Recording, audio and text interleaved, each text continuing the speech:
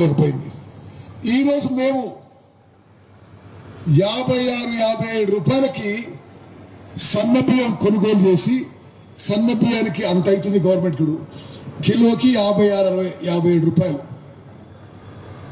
కొని ఉచితంగా ప్రతి రేషన్ కార్డు లబ్ధిదారులకి మేము ప్రతి లబ్ధిదారుకి 57 రూపాయలు కిలో సన్న బియ్యం తీసుకొని మీ అందరికీ ఉచితంగా ఇస్తుంది ఈ కాంగ్రెస్ ప్రభుత్వం అమ్మా అని చెప్పి మనం చేస్తున్నాం.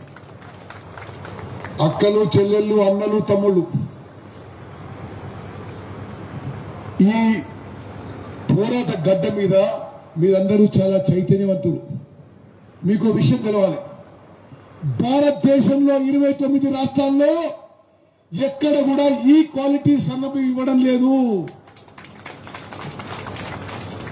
కొంతమంది సపోర్ట్లు కొడతలేరు.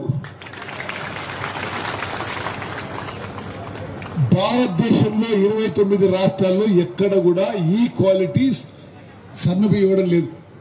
కేవలం ఈరోజు కాంగ్రెస్ ప్రభుత్వం తెలంగాణలో ఇస్తున్న విషయం కొంత సంతృప్తితో, సంతోషంతో తెలియజేస్తారు.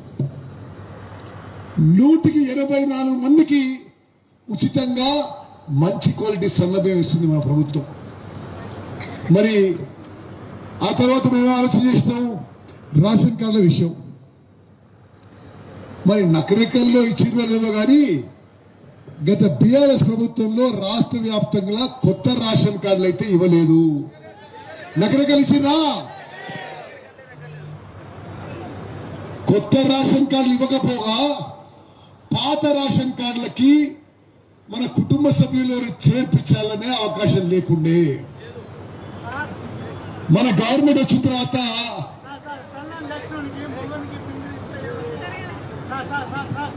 మన ప్రభుత్వం అయినాక మాట్లాడు.